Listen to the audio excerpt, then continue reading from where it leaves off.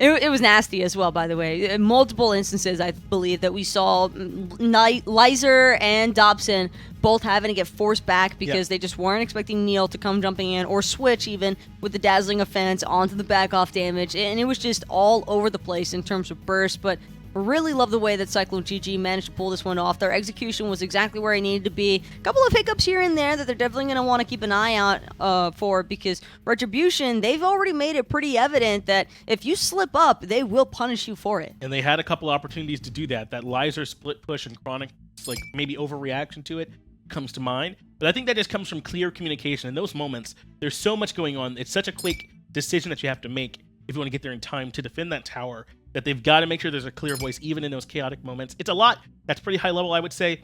I'm not going to give Cyclone a hard time about it, but that's going to come with more and more reps, I think, the ability to respond to that one correctly in the moment. I think it also is just one of those things where you lock it away for future knowledge, because against a team like Retribution, you know, might not notice it as much. It's not as noticeable, but when you go up against the likes of like Rival, or possibly even coming in for international competition, you never really know what to expect then, and that brings a whole new level of playing field. But for now, we got to worry about this one. And speaking of worrying about this one, Retribution with that Freya first pick. That's right. This has made it through, because Aphrodite, Baron, and Terra will all not be playing today. We got to see them in game 1, and I hope that was enough for you, as they've been banned away at least here in that game 2. So Freya going to come through, but hey, Rat and Chernobog now for Cyclone, all the globals you could want. You give and you take, and for Retribution, they decided to take away the Aphrodite. Okay, no problem, and we still won't get a chance to see Athena, but of course I think that's also just to be expected. I love this Ratatoskr Chernobog though. Already so much, like, between the semi-global and the true global pressure. I think that there's a lot of map presence here for Cyclone as is. I do want to see maybe like a Sobek or something similar to that come through. Can't be disappointed though with the Amaterasu, hoping that that's going to be for Switch again though, because he piloted that excellently. He absolutely did. He was able to find great opportunities to hit multiple people with Dazzling Offensive, force out multiple relics or leaps or dashes, that sort of thing, to set up for the rest of his team. So I'm not surprised to see that at all. Plus, when you pair that with the Chernobog, they probably won't have too much trouble, I imagine, getting lane pressure, depending on what it is that Retribution pick, especially into the Khepri. He's very good, but I don't know about his lane pressure early on at Rising Dawn Strong, but I mean, not going to match up with this Amaterasu. I almost want to see Retribution ban away the Achilles because of the fact that they went for the Khepri. Khepri is not going to be immune to those executions on that Scarab's Blessing, so could pose a different kind of problem here if Cyclone decide to opt for having the Achilles onto ChronicThe Bros again, but it is going to be the Xing 10 instead, it appears. I was just really concerned there for a second, because you see the Khepri, and it was a little bit odd. It struck me kind of odd that Cyclone were the ones who actually banned away the Thanatos, but maybe concerned about Retribution having the all-in dive potential between a Thanatos and a Khepri. Yeah, they didn't want to let that one happen, and I believe the Xing was banned out last game too, so certainly some respect has been put towards this pick, as Rav and Jing Wei are the next ones that come through. So a very safe dual lane, I would say, between the Khepri and the Jing Wei. If he's able to get that dash off, if Jing Wei's able to jump out of there, they shouldn't be in too much trouble. Plus Robin to come back through for USB for some more early pressure. A lot more poke potential for Retribution this time around as well. I think they were kind of struggling in the Wukong, last match because they didn't really have a whole lot of poke. They had a lot of commitment, and that was the problem, was that double hunter compositions can be really nice if you get ahead, but they were never really in a position where they were that far out in front that they could actually abuse Cyclone and pressure them out of their own jungle. Instead, they kind of just struggle to even find damage in general, because not only was it the Aphrodite, but just double hunter means that you have to commit every time you want to go in, which puts your hunters at risk. And so this time around, I think that Retribution might have a little bit of an easier time getting some of that poke out before the engagements truly break out. Let's move into it. Game 2 now between Retribution and CycloneGG. Make sure you get those votes in while you still can as well. That makes your poll so you know who you think's going to win. Cyclone with a chance to take care of this set right here, right now, and Retribution trying to fight their way into a Game 3 and keep this set alive. Right now, Switch and Davey kind of lurking here in the dual lane jungle. They've got that aura there from Switch helping them move around just a little bit faster, but they're not going to look for the aggression just yet. Instead, they're just going to look for their clear. And it looks like, based on the way this has started, Bad Boy and Lyzurrr have established the laning pressure pretty clearly. Davey and Switch is going to give it up, head back towards the purple buff, and clear that instead. Nice job as well this time from Switch, making sure that he's not going to be that first blood casualty. That's true, yeah. Like we saw last time around. But I do feel as though CycloneGG are a little bit more aware of how much better pressure Retribution have going on in the early game, and that's why we see NeiI arriving just a little late to the party here for Dobson on those right mids. Taco, it's early in the game. There might not be much action. Now, would you like to safely talk about how you feel about new Heartseeker? onto the Neath, yeah. Or I mean, like, is there a chance we'll see it on this Jing or onto the Chernobog? Is there like just how do you feel about it? New Heartseeker is an interesting item, I think, for hunters, and then she jinxed it.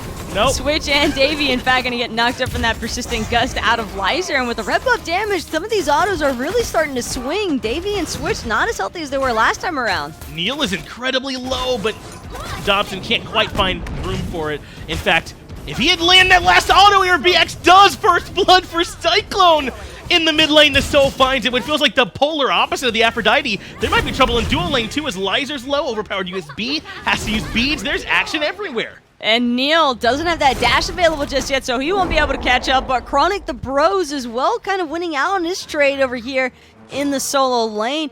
Duo also looked as though Switch and Davey had a moment there where they nearly took down Total Bad Boy or Lyzurrr, both getting relatively low. And sparks are flying is what it feels like, Finch, all across the map right now. Absolutely. Maybe just make a video, Taco, and we'll hear about Heartseeker from you some other time, because apparently every time you try to speak about it, there will be just unfettered aggression all across the map, and there just won't be room. Now Davey gets some decent poke out on the Total Bad Boy and Lyzurrr, but not going to find much more there.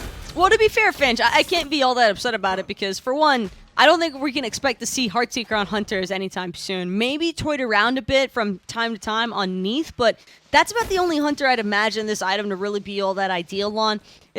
Typically, you might suggest, oh, well, ability hunters can make this item work, but the cost is just not very efficient in comparison to some of the other items that you'd probably be better off with on ability hunters. For example, Crusher, Brawlers, Jotuns, Titans. Those are all typically going to be a lot more favorable to opt for. Neath is arguably the only hunter that can really make a Heartseeker work because of how unique her kit is. And speaking of unique, Dobson probably wishing he had a little bit more assistance here, but it's not going to be like last time. Eribiiax can't find the last hit. So Dobson actually going to manage to stay alive. Yeah, Dobson's like, oh yeah, Eribiiax has his ultimate already. He was level 3 at the beginning of that fight on this Freya. Really no way to compete. So he will have to take a back here, and that means there might even be a chance for Eribiiax to strip a little bit more farm away from his mid lane opponent. But you're right, we might not end up seeing it on these two particular hunters, that new Heartseeker. Any chance we'll see it on these junglers? I think USB picked it up. I know I saw 2 last game, and I'm not 100%, but I believe it was USB who picked up in the last game on this very same Robin, so might be a chance for it to come out there, even if our hunters elect not to go for it in particular. Even if the hunters don't elect for it, though, well, hold that thought. Overpowered USB, wishing he could have stolen away those oracles, but he's going to end up short-handed here. And ChronicThe bros now going to force out that Meownate ultimate as well. Some Wukong, it's kind of cool just seeing him chill up there in the cloud. That is where he is, up there with all your data. Kind of just hanging out as Chronic is going to look for that wave clear in the mid lane. But Eribiiax, man, he's looked great in this set so far. It hasn't been that long into game 2, but the Aphrodite performance was excellent. Finds the first blood here in this game on the Soul, and now has lane pressure over Freya, who's not a slouch early. She certainly can swing, but against this Soul, once that heat stacked, those autos are just so strong. Not to mention, Eribiiax is started to feel like he's warmed up, no pun intended there either, in terms of connecting his abilities on the Soul. Struggled a little bit at the start, but now Meownate under pressure. Flurry of Acorns will be good. So is the root from ChronicThe Pros, but his quick 72 transformations into the Ox form gonna make sure that Meownate stays safe and sound over here in solo. I'm a little surprised. They had Ward Vision. They knew Meownate's ultimate had been expended already, and he just used 72 transformation that they didn't want to go back in on it. Now the ultimate chooses to come out from NeiI. A bit curious because now he has backup. He finds nothing with the knockup. Stun doesn't land. In fact, NeiI's the one that gets Tiger Stun. Mystic Rush deletes the rat from the map. Very curious. That just feels like a lack of understanding for the range of the Ratatoskr ultimate. NeiI started the ult at CycloneGG's blue buff, so yeah, there was zero chance of him being able to close the gap. Maybe he thought that... No, well, I was gonna say maybe he thought Meownate was a little bit closer to him than what he actually was, but they have the ward vision, so they knew exactly where he was at. Yeah, it just feels like NeiI overstepping his boundaries there. Oof, Eribiiax gets chunked by Dobson, but he can sustain that back up, and you immediately will begin working on that process. But I don't know. I mean, is there anything to knowing that you kind of didn't take a shot when you were supposed to, so you kind of force it the next opportunity you get? Because that's kind of what it felt like a little bit from NeiI. I think they had a chance to maybe commit onto meowth there in lane. They give up on it, they go back to their buff, and then at least NeiI all in commits on trying to find the 1v2 by the blue buff and just gets punished. Yeah, it just felt weird. Yeah, it was curious. It felt very, very off the wall for sure. Maybe NeiI still feeling a little bit too feisty there after that last game on the circuit. He's going really far up and then realizing now he's not as far ahead or doesn't have the heals from Aphrodite this time around. He's going to have to be a little bit more mindful here. But OverPoweredUSB will have a slight edge for now. And I think that Lyzurrr probably wishes that he could see his jungler sometime soon over here because he's getting pressured out pretty heavily from this Chernobog. He is getting pressured, but perhaps, you know, you're okay with that on the Jing way. You can make the best of it. As NeiI doesn't really have many opportunities at the Jing way this far under tower and being as safe as she already is. Now, though, the 2v2 switch Eribiiax, Dobson, bad boy going in favor of Retribution. Eribiiax also out of mana, so not much chance of him continuing on this aggression. And they'll fall right back. Dobson, though, maybe looking to contest here. Mystic Rush going to be expended, in fact, from OverPoweredUSB, and it's Switch who's in a whole world of trouble. Still trying to stay alive from the Dazzling Offense, but it doesn't make the difference. No stun going to come through, so OverPoweredUSB has no problems claiming his life. One more kill coming the way of Retribution, and this feels a little bit like last game, where OverPoweredUSB finds some nice kills in the early game. The difference, though, CycloneGG aren't sitting on pocket aces, essentially, with an Aphrodite. They got to make sure they come by this a little more honestly. As stun lands, ChronicThe Bros never makes it out, and NeiI doesn't get here in time. No knockup comes out. In fact, meowth healing up quite nicely on the cloud. In fact, though, 4 members from Retribution going to try and confirm this blue buff. In fact, Davy's still going to lose the purification beads as well, going into darkness, trying to stay alive just a little bit longer. Now Switch has made it back over, but I don't think he's here in time. In fact, now Switch has a chance to try and catch Dobson, who's low. In fact, he sees 3 low health bars right in front of him, but he's already used the ultimate. He doesn't have a chance to capitalize, and Retribution walk right back out.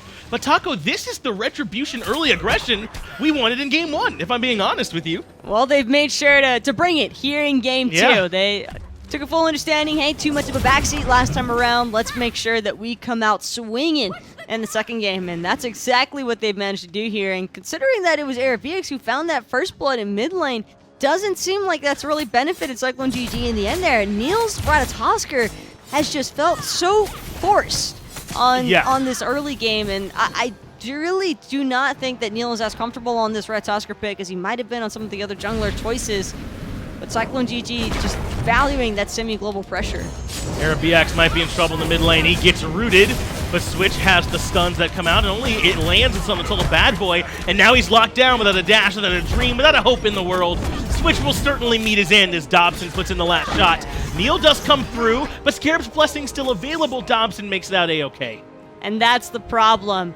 Although, keep in mind, CycloneGG do have that mid tower already removed before the 10-minute mark even hit. Eribiiax, we actually didn't even get a chance to cover that. Made quick work of it while that action was going all over the place. It just takes a couple of backs there from Dobson, and that's enough for a Soul to really start chunking away at those structures. But it is an awful feeling as a Smite player in general when you have to watch 4 tasty treats just run away at 10% health or lower. And the fact that Retribution got away with so many members in that low HP threshold can be a little bit of a mind game here for CycloneGG now to try and handle. That's right, but they just have to stay calm. If we can take a look at those charts, at least gold-wise, they're very even. Experience favors Retribution by about 1,300, but not anything too significant that you might expect from 5-1, at least in the kills this early on. As long as Cyclone remain calm, they're still very close in this game. Speaking of remaining calm, Retribution will be doing what they've been doing all game long, it feels, and that's taking the jungle for their own. As OverPoweredUSB with the successful steal away on that purple buff. Gotta love it when the Robin just walks right in there and just takes your jungle for free. Man, Retribution have identified what the issue was, though. The early aggression. They're trying to strip away the red buff now. Switch trying to lock down USB, but overhead kick gets him out. NeiI up into the air with the through the Cosmos. Doesn't find anyone there with that knock-up, so Lyzurrr makes it right on out. In fact, now USB has NeiI, forces out the beads, but the collapse is on. This could have been an overstep, and it will in fact be an overstep out of OverPoweredUSB. Total Bad Boy had the Scarab's Blessing, but couldn't get in range in time to try and save the life of his jungler. Now NeiI could end up getting picked off here, but ChronicThe Bros just a little bit too late with the washing machine, and NeiI's gonna eagle farm right on out of there. Yeah, just a spin cycle for the fun of it, you know, coming out from ChronicThe Bros. So no love lost there. Still a laner with breastplate. He'll have it back up before too long. It's all forgotten. You know, I like the effort, as Lyzurrr does make it back in time to make sure that tier 1's defended. Total Bad Boy here, though. But he can jump into walls, so he should be A-OK. Dash to close the distance. Root there, too. So that's beads from Davey, forced out by the Khepri. Davey not wanting to take any chances. I'm a little surprised he didn't just opt to go straight into the wall, but Eribiiax will make sure to take out Retribution's red buff, although it could cost him his life. Yeah, he's in trouble and certainly going to pay for that overstep. Now it's Switch taking shots from Lyzurrr. Davey is here to say no, though, to the aggression. The rest of Retribution can't pull any further forward. But an unfortunate spill for Eribiiax as he goes for the invade. There's already so much attention being applied, or paid to, over there on the Cyclone. But NeiI, he's not done just yet. First they take the red buff, then they take the purple. Now NeiI could end up losing his life too here, as Lyzurrr going to choose to dash in with the agility, all that boosted attack speed. But couldn't find any of the shots. It was the damage over the top from Dobson that got him low. OverPoweredUSB gets the kill in return. Bad Boy has to use the Scarab's Blessing on himself, so he makes it out of there A-OK, Taco. But this time, Retribution are kind of keeping Cyclone down in the muck with them, it feels like, with all these early fights around buff invades, around pressuring towers and early rotations, and it's kept them even.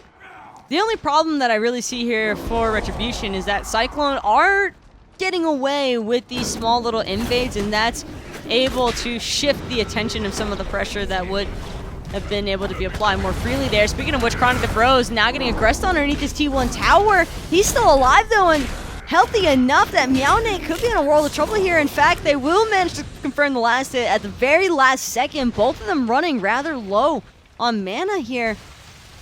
But ChronicThe Bros, there's really nothing more he could have done in that situation. Eribiiax making the rotation over just to make sure nothing happens with that tower. But at this point, man, we're seeing an entirely different Retribution. We do have a brief pause coming out from Dobson on the side of Retribution. They want to make sure everything gets sorted out. But this team looks way better, I would say, in this early game than last time. And it's not even as much pressure on them, I feel like. The late game is not free for Cyclone the way it was last time. And I think that's the problem, is that Retribution understand that they don't want to take their chances in the team fights. They did that in game 1, I think, and then they realized how much of a mistake it was to allow Eribiiax to free farm as easily as they did. But the moment that the fact that they have made this many adjustments in such a brief time period, it is rather impressive, Finch, because there wasn't a whole lot of room to learn here for Retribution. It's either you make the adjustments and you bounce back, or you drop the set 2-0 to CycloneGG, and they are looking to try and turn this one around into their favor. NeiI is going to be the one zoning. Tiger stun to Davey. That is his escape. Up in the air is NeiI, but he's not going to commit any further. He wants to knock up on a Dobson stun land spin for good damage, but Dobson will make it out, at least for now. Total Bad Boy has to retreat as well. And now it's CycloneGG turning their attention towards the Gold Fury. They still have ult on everyone except for NeiI as well, so they should be able to put up a fine defense. Between Eribiiax and you have the Chernobog as well, this should be a Gold Fury in Cyclone's favor. And in fact, they will manage to confirm it. OverPoweredUSB, though, from seemingly out of nowhere, almost manages to steal that one away, but he will be unsuccessful in his plight for now. It was literally out of nowhere. He blinked in and just couldn't quite find it, but I like the idea. I believe it was USB who was at least in the mix when they stole away that Fire Giant, whoever actually got the credit from Retribution. He certainly was a part of it and looking to make something similar happen again, but not this time. CycloneGG grabbed the Gold Fury, and now they're up about 1,000 gold, even though Retribution have, what, 4 times as many kills as them so far? Pretty much. And I think also for Cyclone, that kind of stems the bleeding a little bit too, because the experience lead was starting to get a little out of hand, and right when they needed it most, this Gold Fury confirmation comes through for them. So that's going to provide just a little bit of global XP for the team, as well as that gold that could make a pretty serious impact here in terms of CycloneGG's defenses. It feels as though Retribution have just done a great job at picking the members of CycloneGG in comparison to CycloneGG's defensive responses. I think that also is partially due to the fact that NeiI has struggled just a little bit more so on the Ratatoskr in comparison to that Serket gameplay from last match. That's right. It doesn't look quite as strong as he was on that Serket. And curiously enough, they picked the Ratatoskr really early on in the draft. Not to say they're wrong to it. I'm sure NeiI can play this Ratatoskr very well, and he's certainly doing serviceably, but it's not quite where they were with the Serket, which they end up banning themselves. It doesn't end up getting played at all. Well, I think the Ratatoskr was also a priority ban for Retribution last game. Yes. And then this time around, they just let it go through, like, no problem. Speaking of which, he's up in the air. Yeah. Is in that through the Cosmos, looking to maybe collapse onto Dobson all by himself. Will force out the Valkyrie, but I'm not too sure that's worth it. In fact, this is the plan all along. Davies looking for the Crystallized Curses Vicious Barrage combination off that regen, but won't be able to find it. That works 100% if he doesn't land that banish, but fortunately Dobson has nerves of steel. Overpowered USB forces them back, but his total bad boy who needs help gets away from the supernova and makes it out without having to use the Scarab's Blessing. Cyclone commit everything they have in the tank and find nothing. Great disengages from not just one, but multiple segments of the map, and yet CycloneGG are the ones who are all poised and prepared to try and take down this Pyromancer, and it doesn't look like anyone from Retribution is going to have much of an answer for it. And instead, MeowNate having to deal with NeiI and ChronicThe Bros by himself. It does put out some good damage onto NeiI, but he's at half HP, but they slow down this Pyromancer enough. It's been leashed. ChronicThe Bros is the target. He's getting plucked right back in, but still has that leap available to retreat. So now it's Retribution who can start threatening for this Pyromancer, or maybe not. It looks like they just want the fight on the back end of this instead. NeiI doesn't seem to recognize it either. ChronicThe Bros is low. MeowNate finds a Tiger Stun onto Switch, but they can't get much more there. Davey almost finds a solo kill onto Lyzurrr all the while, and CycloneGG, they understand that this isn't looking very favorable for them, but if they just keep Retribution in the area, Davey's going to get off the split push no problem. Davey is able to find that tier 1 tower in duo lane, and he's going to back off the back end of that. Lyzurrr can't defend it. He'll get back in time to defend the tier 2, but it's the fight on the right side of the map that really we want to make sure that we're keeping our eyes on here, as Retribution are at least nearby. They're posturing. They can't go for the Pyromancer at least for free. In fact, Cyclone want to come in and try and force them back. Remember, it was initially Cyclone who was looking for it, then Retribution forced them off, then they looked for it, then Cyclone forced them off, and basically, the tier 1 tower is all that came from it from Davey. As soon as the T1 went down, that was the moment that Retribution needed to start getting out of there, because Living Nightmare was only a matter of seconds before it came back up again. My concern was that Davey was going to get that Living Nightmare up and running, and Retribution were going to overcommit in solo side of the map, and then we see the Cyclone turnaround, much like that of what we saw in the last game. But for now, Retribution won't have to worry about it as much, although Davey split pushing down that T1 in duo does give him some better opportunities, I feel, to rotate, as he won't have to worry about losing his T1 to Lyzurrr. He's already stripped away Retribution's, and in fact, I kind of want to see him forcing engagements against Lyzurrr, just so we can Living Nightmare into the team fights. Yeah, that's exactly what he wants to do. Keep this Jing pinned down on the left-hand side of the map, while his team forces fights on the right side, and he can go join them much faster than Jing can, even with Rapid Reincarnation. As red buff does get dropped, Retribution not going to be able to get in there in time for it. In fact, they're going to look for purple as well, but not going to be able to get there to defend this one either from Lyzurrr and MeowNate. And Cyclone get away, stripping some farm. And the main reason why we see Cyclone this pushed up in Retribution jungle to begin with is because they're trying to get the pressure to make sure that they can be the ones collapsing on the Gold Fury. Cyclone's already taken one Gold Fury for game 2 here, as MeowNate won't be able to find Switch with that Tiger transformation. Lyzurrr, however, will get poked out. Half health, in fact, from the Flurry of Acorns, but this could be a turnaround opportunity onto NeiI. NeiI goes up into the air. Lyzurrr preemptively dropping the airstrikes. That cooldown will not be available for him as NeiI just rejoins his friends. Retribution, though, have been able to establish nice defensive positioning around the Gold Fury, and they've got it started up too. Switch wants to come in to slow this one down, but he's the target. Pulled back in, rooted all the damage and the Mystic Rush, but just not enough. Keep in mind, though, nobody kept tabs on Total Bad Boy. He's forced to use the Scare's Blessing on himself. That means go for CycloneGG, and they might want to do a reset here, but instead Switch still looking to go in. Can't quite find a target. MeowNate goes up into the air. Total Bad Boy's low, but he's still here as MeowNate dives into the backside. Eagle form allows him to retreat, but ChronicThe Bros has been locked down. Neo comes in, though, perfectly and takes down OverPoweredUSB. Now it's Cyclone's turn to step on the gas. Davy's going to take down Lyzurrr. Davy's now going to look towards MeowNate. Total Bad Boy and Dobson seem like they're going to be able to escape for now as both members just make as much distance as possible between themselves and the entirety of CycloneGG on that Gold Fury. And that's going to be that, Finch, as CycloneGG take down the second Gold Fury of the game, expanding their lead even further. Neil's got to be careful here, though, up against Dobson. This trade almost certainly going to favor the Freya, and he will indeed run for his life. But Gold Fury and, I believe, 3 picks overall, at least 2 go the way of CycloneGG to take down Retribution.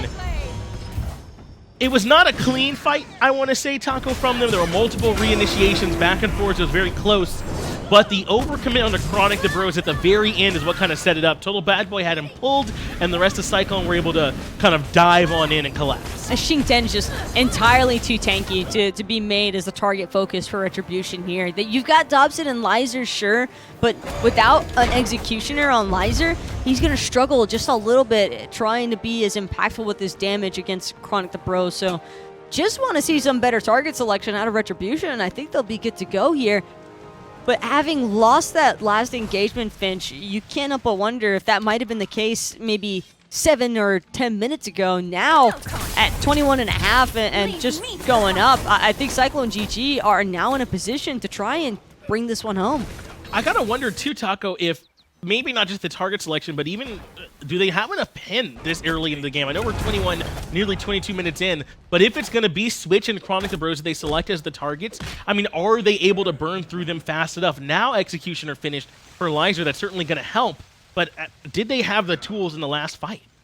I think that Dobson has been doing enough damage on his own accord to kind of work alongside of OverPoweredUSB, so you don't notice the lack of burst damage from Retribution's end, but it is just a little bit of a struggle in terms of a spread of damage. CycloneGG have multiple members that can spread their damage across the players from Retribution, but the same, I feel, can't be said for Retribution. They're kind of just all in on one.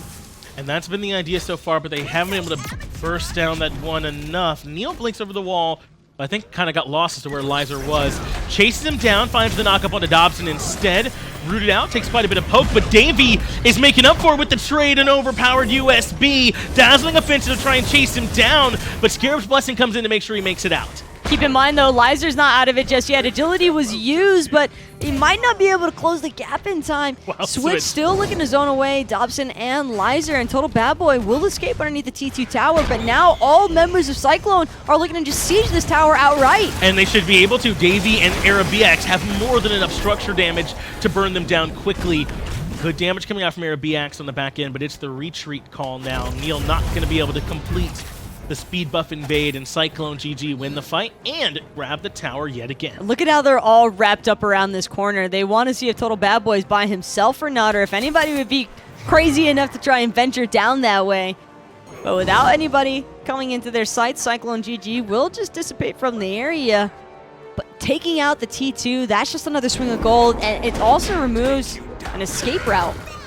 Neil might be in a little bit of trouble here on the right-hand side as he got caught out by MeowNate. OverPoweredUSB really wants to commit for this, but they have the Chernobog. Now the numbers can favor CycloneGG a little bit as the dash comes through. USB can't handle it. It's too much damage from Davey. He blows up the Robin.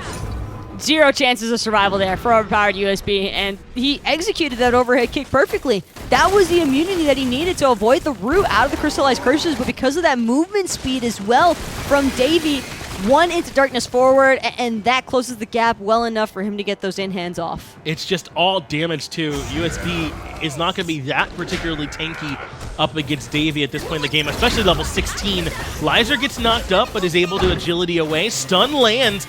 Beads come out to try and get him through, but now he's going to take a tower shot as well for his trouble. Aegis keeps him alive. Fire Giant now for Cyclone, and Lyzurr's got to run for his life. He's not out of it just yet, though. Blink's going to be able to close the gap. Neil has recognized that Dobson's around the corner as well, though. but he can dash forward and just stay on the run. He's got the speed buff. Yeah, this is perfect from NeiI, really. It's just wasting the time of Dobson. In fact, he's got switch into Eribiiax running in, and now he wants to try and bait Dobson to a bad fight. Can't find the stun, and Dobson does turn around, but now Switch is here to try and turn the tide, but so is Total Bad Boy. But Dobson knows that he's got Total Bad Boy Scarab's Blessing, and that's the main reason why he doesn't seem as concerned as he could be. But without that Scarab's Blessing, what's to say Total Bad Boy? No, instead, Switch and Eribiiax are going to choose to back off here. They don't want to over-aggress with this lead and risk losing it. Speaking of which, Gold Fury just going to add that much more to it, because I highly doubt anybody from Retribution is going to look to contest this one. No, not at all. This Gold Fury should be going the way of CycloneGG, and what was for a while there a very even game, if not slightly in Retribution's favor, has swung back entirely the opposite direction. Now the problem Retribution faces is that CycloneGG have that perfect marriage of the two auto attackers and still a very strong mid lane mage in Soul as well, and multiple ways to initiate. Retribution have not been able to answer back. It's been a rather difficult one. I'd have to agree with you on that, Finch, but it's not over just yet. NeiI's going to find OverPoweredUSB in the jungle, and NeiI's just going to make quick work of OverPoweredUSB in the jungle. Doesn't even give this Ravana a chance to Mystic Rush away. Yeah, that's just not going to be there for USB, who started off this game very well, but it slipped a little bit. It's been almost the inverse for NeiI, who I think struggled throughout the early game with this Ratatoskr mightily, but has sort of come together in the team fights to still make sure he's there for Cyclone. Now they can start pushing down the left-hand side. They've got a tier 2 already, and without USB, Retribution are in the 4v5 to defend this Phoenix. That pick was just massive.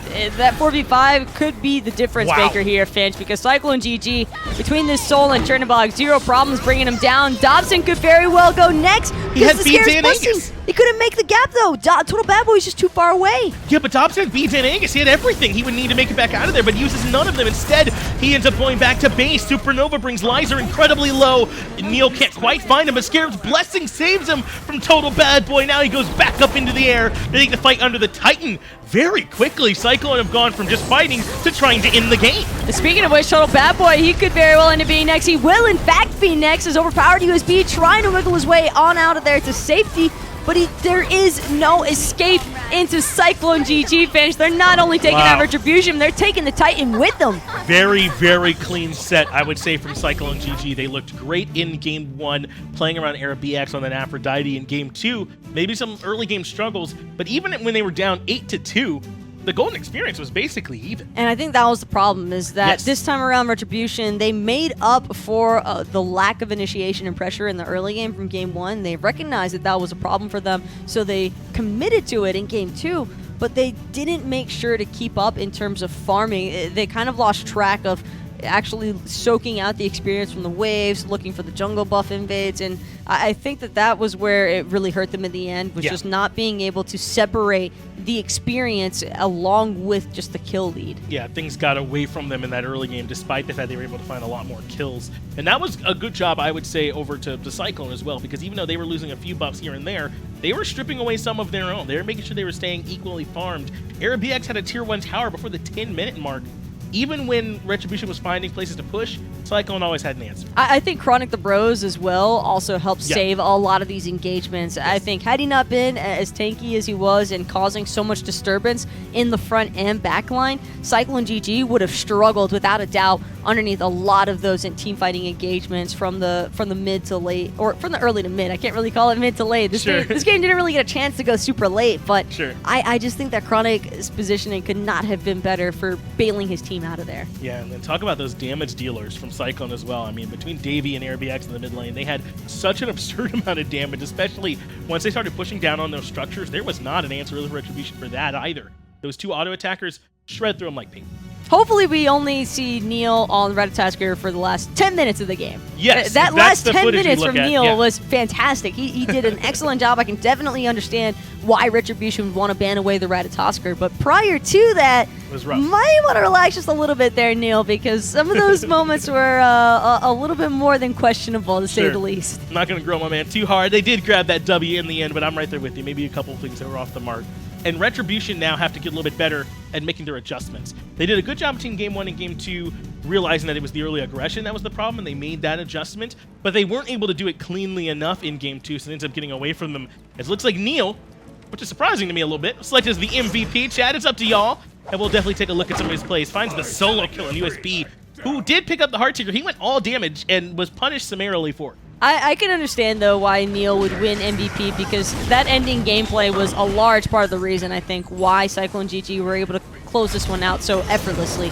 It's because he found that pick onto overpowered USB, and Retribution not having the Robin damage sorely hurt them underneath those Phoenix defenses. It almost felt like there wasn't even much of a defense to really put up there. In fact, they kind of just charged forward, but the second that they butted heads, it was evident that CycloneGG were out on top. Yeah, it was like a maybe like a paper stack of cards or something. It folded immediately. Just smash it down. You couldn't have put anything on top of it actually support any weight. Their defense crumbled over as soon as they started moving in. So it going in favor of Cyclone after a very impressive set. But that's only set one. We got plenty more Xbox and PS4 really full-on console action coming your way. We're going to get everything ready for that next game. Grab your drink now.